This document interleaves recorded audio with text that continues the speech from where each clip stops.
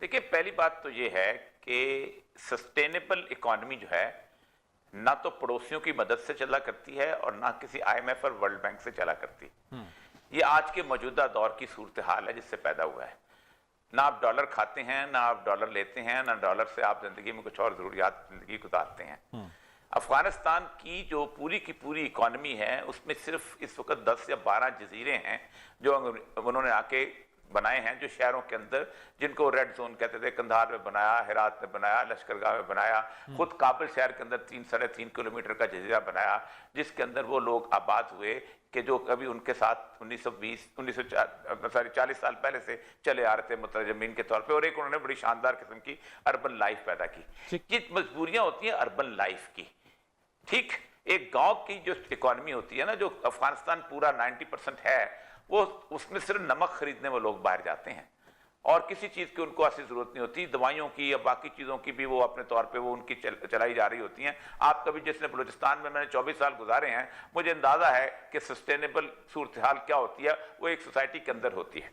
अगर आप वाकई खड़े होना चाहते हैं दुनिया के सामने, तो दुनिया आपको एक दिन के लिए भी मजबूर नहीं कर सकती कि आपके यहाँ फाके पड़ जाएं। मुझे वो दिन याद है कि जिस दिन 1999 के एंड में बामियान का बहाना लगा के यूनेस्को और चली गई थी वहां से, और उन्होंने तमाम, और कहत था अफगानिस्तान में, गंदम नहीं थी, हर तरफ से आटा की सप्लाई बंद कर दी गई थी। और उस वक्त वो चले गए थे अपनी बेकरियां बंद करके, काबुल शहर वीरान हो गया था। तो जामातुर रशीद उठा था और जामातुर रशीद ने 1000 तंदूर लगाए थे और पूरे काबुल में कहत नहीं होने दिया था। एक बात तो ये याद रखें कि इकोनॉमी क्या चीज है। अगर आप ये समझते हैं कि ये जो 3 लाख उन्होंने लोग इकट्ठे कर लिए हैं जिनको 5 से 7 हज़ार रुपये तनख्वाहें देते हैं, तो ये जब जंगें होती हैं, जंगें खत्म होती हैं, हर जगह हुआ करता है। पाकिस्तान में 1988 के अंदर जितनी बेरोजगारी आई थी, जिस वक्त रूस वहां से निकला है, और जो इन्होंने एम्प्लॉय करने शुरू किए थे, ऑक्सफैम से लेके और यूएनएचसीआर से लेके, लाखों लोग थे जो मुतरजमीन थे, सब बेरोजगार हो गए थे। और जो 50,000 रुपये लेता था वो 5,000 रुपये की तनख्वाह के ऊपर आके नौकरी कर रहा था। फिर उसके बाद 2001 में दोबारा इनका हल्ला बना और दोबारा इन्होंने दोबारा आबाद होनी शुरू हुई उनके घर और उनकी जिंदगियां। तो एक बात तो ये है कि ये जो आपने सवाल, दूसरा 75 साल जो हैं, आपको एक वर्ड नजर आती है जिसको हम कम्युनिस्ट वर्ड कहते हैं, जिसका दुनिया के मॉनेटरी सिस्टम के साथ कोई वास्ता नहीं था। वो बाजार से डॉलर खरीदते थे और बाजार से सोना खरीद के अपनी इंटरनेशनल पेमेंट्स किया करते थे। कोई ताल्लुक नहीं था उनका, ना चेकोस्लोवाकिया का था, ना यूगोस्लाविया का था, ना हंगरी का था, ना रूस का था, ना किसी और ऐसे मुल्क का था। उन्होंने अपनी इकोनॉमी चला के दिखाई कि हम कैसे चला सकते हैं। कोरिया तो सर नई बनने वाली जो अफगानिस्तान की जो गवर्नमेंट है, क्या वो बगैर किसी मदद के अपनी इकोनॉमी को अपने चैलेंजेस से निपट सकेगी आगे? 100%। आप मुझे ये बताइए कैसे निपटा जाता है?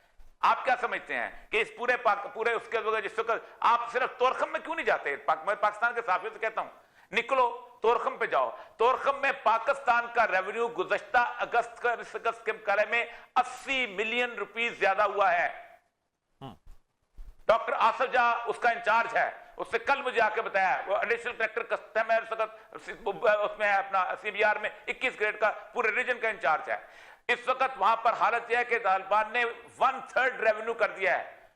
जो इकोनॉमी जिनकी कमजोर हो रही हो वो 1/3 नहीं करते। अगर एक ट्रक में 20,000 था तो वो इस वक्त 8,000 रुपया उसका लेवी दे रहा है। ये इतना बड़ा स्टेप उन्होंने लिया है। मतलब आप मुझे ये बताएं, 1947 से पाकिस्तान बना है, 1947 से पहले 1 रुपए का कर्ज नहीं था इस बरसगीर पाको हिंद के ऊपर। क्या पाको हिंद चल नहीं रहा था?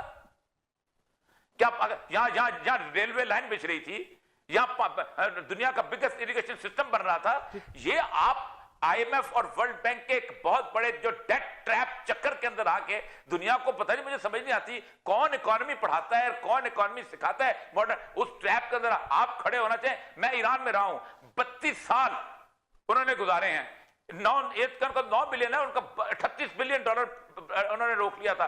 और आप ये लोग कहते हैं उनके पास तेल है, तेल कैसे बेचते थे? वो चोरी करके बेचते थे। देखिए, DGISI साहब के विजिट का सच्ची बात यह है कि मैं हालांकि बहुत क्लोज राब्ते में हूं और गुज़श्ता तकरीबन 25 दिन से उनकी काफ़ी बड़ी क़यादत से राब्ते में हूं।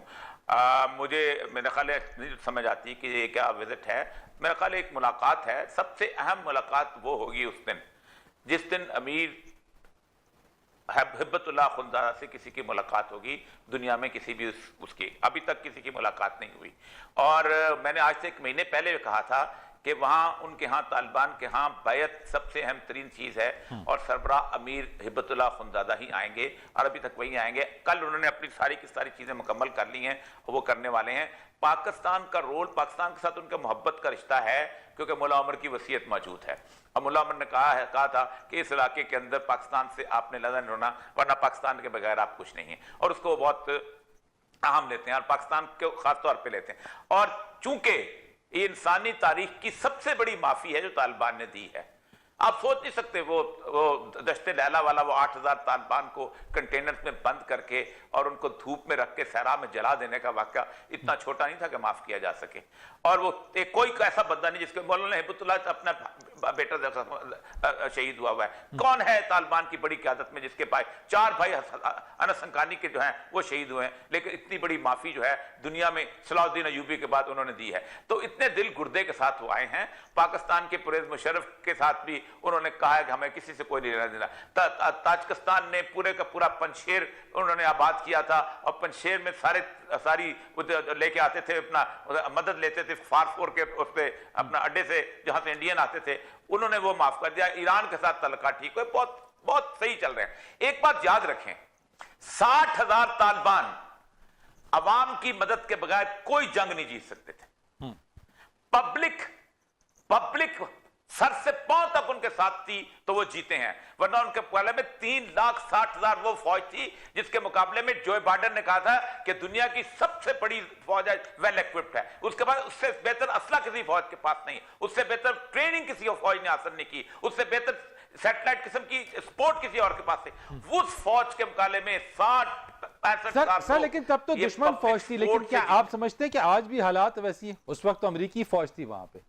आप देखें, मतलब यह ना कि पाकिस्तान ने उस दिन पढ़ना शुरू किया अफगानिस्तान को, पाकिस्तान में हमारे साथियों ने, मेरे जैसे लोगों ने, जाहिल लोगों ने, कि जब वो तालिबान काबुल पहुंच गए हैं, गुज़श्ता 2 साल से तालिबान अपनी वेबसाइट पे रोजाना 25 लोगों की सरेंडर के तस्वीरें लगाते थे कि आज ये सिपाही हमारे पास आ गया, आज ये सिपाही हमारे पास आ गया, आज ये बंदे ने सरेंडर कर दिया। और मैं बताऊंगा कि इसकी स्ट्रेटेजी क्या गलती है, मैं लेकिन टाइम नहीं है उसका। वो मुस्तकिल सरेंडर की सूरत है। दूसरा, दुनिया में मुझे बताइए कौन सी जगह है कि जहां इतना पीसफुल सरेंडर हुआ हो? ठीक, ये पीसफुल सरेंडर एक रेफरेंडम होता है दुनिया की तारीख में, इससे बड़ा वोटिंग नहीं हो सकती। सर लेकिन जो मजामत हो रही है, पंजशेर से जो मजामत हो रही है वो क्या है? कौन सी? आप एंकर हैं, आप मुझे पंजशेर की लोकेशन बता सकते हैं क्या है? याद वजीर साहब से पूछिएगा जरा, ये बैठे हुए हैं।